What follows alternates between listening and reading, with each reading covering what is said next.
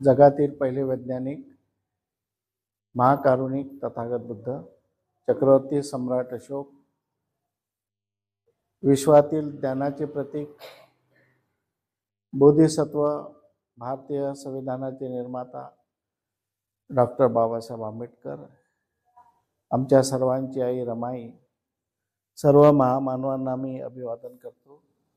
उपस्थित सर्व उपासिका उपासक सर्वांना नमो बुद्धाय, जय भीम. या विषयाबद्दल थोडेसे मी आपल्याला कल्पना देतो, त्यानंतर दुसऱ्या विषयाला आपण सुरुवात करूया. हेतुवादाचा सिद्धांत आहे. म्हणजे प्रत्येक गोष्टीला कारण असते, बिना कारणाशिवाय कोणतीही घटना होऊ शकत नाही. हे म्हणजे एकदम एक्युरेट आहे, एकदम सत्य आहे की बिना कारणाने कोणतीही घटना घडत नसते. प्रत्येक गोष्टीला कारण असते. मग ज्या माणसांना मानवतावादी लोक बरेच समाजामध्ये असतात, मानववादी लोकांच्या समोर हा प्रश्न निर्माण होते, प्रश्न उपस्थित होतो की ही घटना कशी घडली, कशामुळे घटना घडली. तर प्रत्येकाला डोक्यामध्ये विचार असतो की एखादी घटना घडल्यानंतर त्याच्या पाठीमागे कोणतं कारण असेल, ही घटना का घडली, याचं जेव्हा चिंतन करतो त्यावेळेस दोन प्रकारच्या घटना असतात. तर घटना ज्या घडतात त्याचे कारण साधारणतः दोन प्रकारे म्हणजे असतात की त्याचे परिणाम, घटना आणि त्याचे कारण. घटना घडल्यानंतर एकदम जवळ त्याचे कारण असेल तर आपल्याला लवकर समजतील.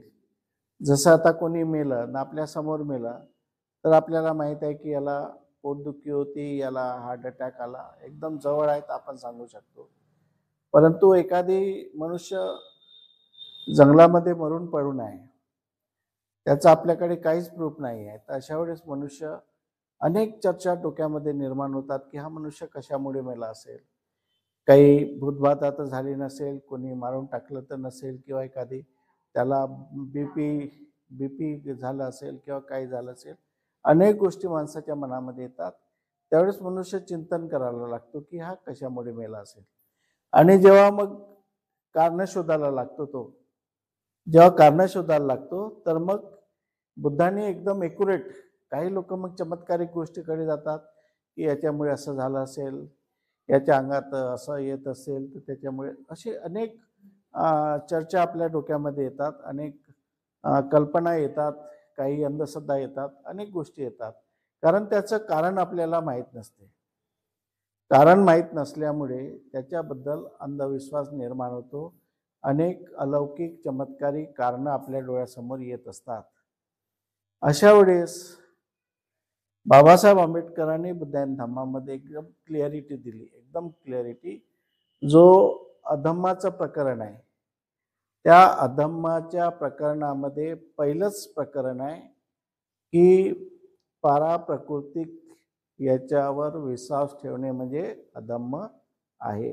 पहिल्याच प्रकरणामध्ये बाबासाहेबांनी लिहिलेलं आहे की अशा प्रकारच्या पाराप्राकृतिक म्हणजे ज्या चमत्कारिक गोष्टी आहेत, निसर्गाच्या पलीकडे आणि मानवी शक्तीच्या पलीकडे अशा ज्या घटना असतात त्याच्यावर विश्वास ठेवणे म्हणजे हा अधम्म आहे, धम्म नाही, धम्म नाही. आणि आपले जे आपल्याला भ्रमिष्ट करणारे लोक आहेत, आपले विरोधक आहेत, जे आपल्याला भ्रमिष्ट करतात, जे आपल्याला डोक्यामध्ये भ्रम निर्माण करतात, ज्या लोक आपल्या डोक्यामध्ये अंधश्रद्धा निर्माण करतात, ते आपले कोण आहेत? ते आपले दुश्मन आहेत. आपले दुश्मन आहेत, बाबासाहेबांच्या चळवळीचे दुश्मन आहेत, बुद्ध धम्माचे दुश्मन आहेत.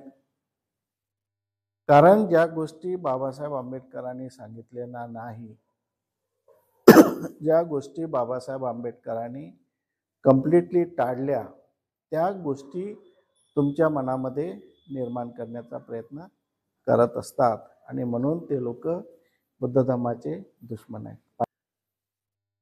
ते आपले दुश्मन आहेत जे आम्हाला चमत्कारिक काल्पनिक जगामध्ये आपल्याला ठेवून आपलं शोषण करतात, आपलं आर्थिक शोषण करतात, आपलं सामाजिक शोषण करतात, सगळ्या क्षेत्रामध्ये शोषण करतात.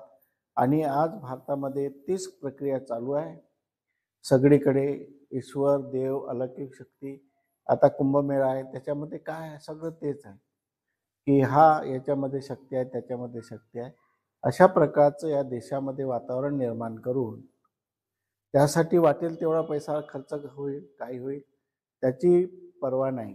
अशा प्रकारचं वातावरण निर्माण करून लोकाला जास्तीत जास्त अंधश्रद्धेमध्ये टाकण्याचा प्रयत्न सुरू आहे. आणि जे लोक आपल्याला अशा प्रकारचं वातावरण निर्माण करतात, जे लोक अशा प्रकारच्या गोष्टी आपल्याला सांगतात, ते समजायचे आपले बौद्ध भिक्षू जरी असतील परंतु ते आपले दुश्मन आहेत, आपले विरोधक आहेत. कारण याच्यानेच नुकसान झालं ना आपलं. आज आम्ही झोपडपट्टीमध्ये जातो तर झोपडपट्टीमध्ये बिचारे गरीब लोक आहे, मेहनत करत नाही अशातला भाग नाही, मेहनत करतात. आपले लोक मेहनत करणारे आहे, मेहनतकश लोक आहे आपले. परंतु जेव्हा त्यांच्या घरामध्ये गेल्यानंतर त्यांचं जे अंधश्रद्धा पाहिल्यानंतर त्यांच्या मुळात त्यांची प्रगती का होत नाही आहे त्याचं कारण तिथं लक्षात येते. ते मेहनत करतात, कामं करतात, परंतु त्यांची प्रगती होत नाही कारण ते अंधश्रद्धेमध्ये वावरत असतात. जे माणसाला करायला पाहिजे, ज्या सुविधा द्यायला पाहिजे, ते आपल्या मुलांना तशा प्रकारचं प्रशिक्षण देत नाही, आपल्या मुलाला तशा प्रकारच्या सुविधा ते देत नाही आणि आपल्यासोबत आपल्या मुलांना सुद्धा अंधश्रद्धेमध्ये ते टाकत असतात. आणि म्हणून अशा प्रकारचं वातावरण या देशामध्ये निर्माण होत आहे. आपण बघतोय की आता टाकळघाटला बरेच लोक जात असतील तर टाकळघाटला जाणारा जास्तीत जास्त समाज कोणता आहे? आपला समाज आहे. आणि अंगात कोणाच्या येते? आपल्या समाजाच्या स्त्रियांच्या अंगात येते. दुसऱ्या समाजाच्या बाया असतील तरी एक दोन असतील, परंतु तुम्ही कधी पाहिलं की ब्राह्मण बाईच्या अंगात आलेलं? ठाकूर, राजपूत, ब्राह्मण, क्षत्रिय, वैश्य त्यांच्या अंगात कधी आलेलं पाहिलं तुम्ही? मग ते तर आपल्यापेक्षा जास्त ईश्वराच्या जवळचे आहे ना. ईश्वराने तर आपल्याला दूर लोटलं.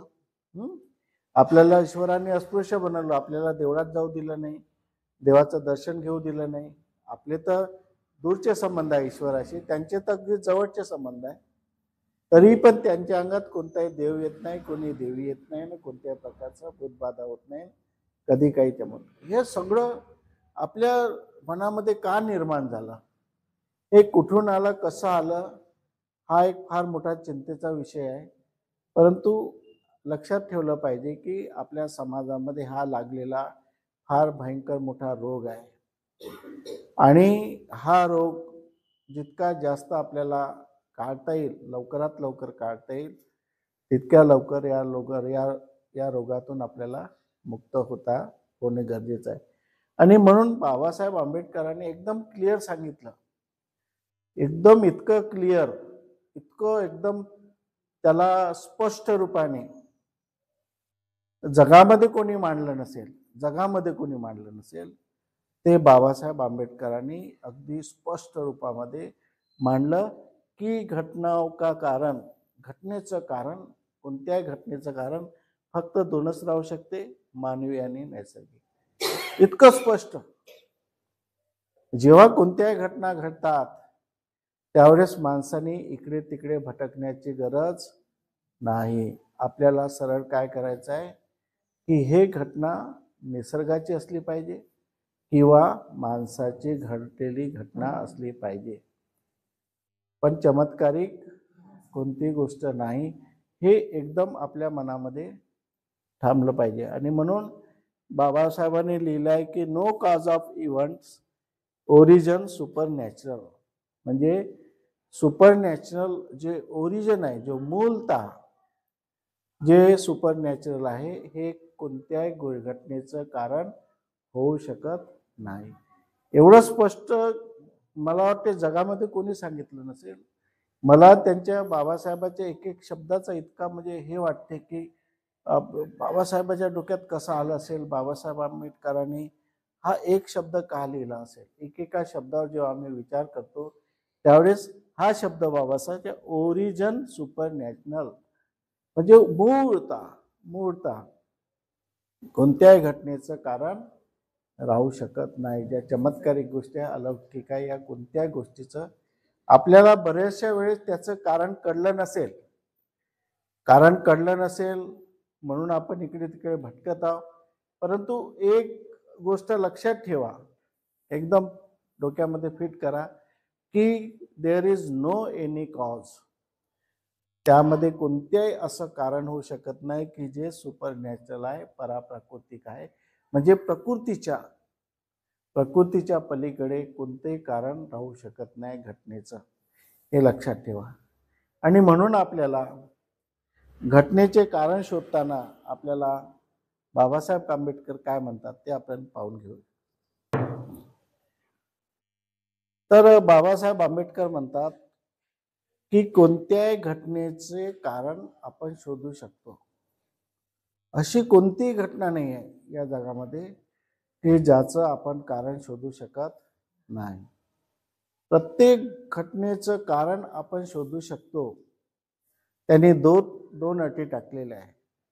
जर मनुष्य स्वतंत्र असेल किंवा जर मनुष्य बुद्धिवान असेल तर प्रत्येक गोष्टी आज ना उद्या, आज जरी आपल्याला कारण नाही कळलं परंतु उद्या कधीतरी आपण त्याचे कारण शोधू शकतो.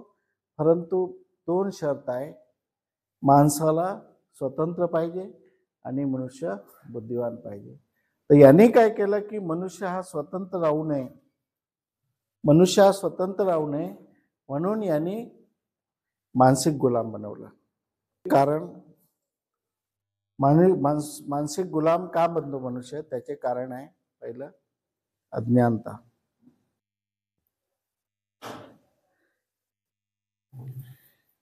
या 5 गोष्टीमुळे मनुष्य हा मानसिक गुलाम बनत असतो.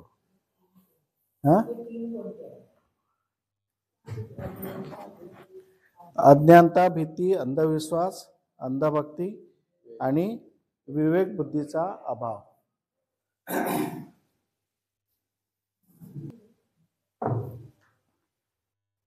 Ignorance, fear, superstition, devotion of superstition आणि विवेक बुद्धीचा अभाव. रॅशनिझम, द लॅक्यून ऑफ रॅशनिझम, विवेक बुद्धीचा अभाव. अशा प्रकारचं 5 गोष्टी सांगितलेल्या आहे की अज्ञान एवढं पसरवलं आपल्यामध्ये, अज्ञान एवढं पसरवलं की आपला समाज जर तुम्ही बघाल, मूळ आपण जेव्हा बाबासाहेब आंबेडकरांनी 1956च्या पूर्वीचा आपला जर तुम्ही विचार कराल तर आपण किती अज्ञानामध्ये होतो. आपल्याला काहीच समजत नव्हतं. घराघरात प्रत्येक गावामध्ये माता असायची, मग आपले लोक माता पूजायचे, तर मग दगड पूजायचे, तर घरात अंगात यायचं. काय काय होतं आपल्या गावामध्ये, आपल्या वस्त्यामध्ये. आपण जर ते चित्र उभं केलं आपल्या डोळ्यामध्ये तर आपला समाज किती अज्ञानी होता. समजतच नव्हतं. हे आता बिमाऱ्या यायच्या त्यावेळेस लोकांना समजत नव्हतं की बिमारी कशामुळे. मग लोक माताच्या याच्यात जाऊन पाणी टाकायला जायचे, तर मग पूजा करायला जायचे ना, काय काय होतं. तर हा सगळा अज्ञानी समाज होता. त्याला समजूच दिलं नाही. ज्या रिअल जो गोष्टी आहेत, सत्य गोष्टी आहेत, त्या आपल्याला समजूच दिल्या नाही. आताही आपल्या समाजाला अज्ञानी ठेवण्यात येते. जे मुलं शिकत आहेत, जे मुलं अभ्यास करत आहेत, जे काही लोक नोकरीला लागले म्हणून ते ज्ञानी झाले असं नाही. त्यांना पुस्तकी नॉलेज मिळालं, अभ्यासाची डिग्री मिळाली, परंतु जे सत्य ज्ञान आहे, अंधश्रद्धेच्या विरोधात लढण्याचं ज्ञान आहे, ते अजूनही त्यांना मिळालेलं नाही. अजूनही त्यांना मिळालेलं नाही। जास्तीत जास्त शिकलेला समाज हा सुद्धा या अज्ञानामध्ये आहे अजूनही। त्यांनी तो काही शिर्डीला जाणार आहे। आमच्याकडे एक व्यक्ती होता, तो चांगला शिकलेला होता, मोठ्या पदावर होता। त्याने संकल्प केला की मी 25 वेळ शिर्डीला जाईल, साईबाबाचं दर्शन घेईल। आणि अजूनही त्याच्यामध्ये एवढ्या अंधश्रद्धा, शिकलेला आमच्या वार्डातून शिकलेला मनुष्य म्हणून मानला जात होता आणि तो तर त्याच्यामध्ये प्रचंड अंधश्रद्धा। बरं आताही त्याचे मुलं इंजिनियर झाले, हे झालं, तरी अंधश्रद्धा सुटली नाही। तर एवढी अज्ञानता आहे। तुमच्याही लक्षात आलं असेल, तुमच्याही लक्षात येत असेल की किती हे अज्ञानता आहे आपल्यामध्ये।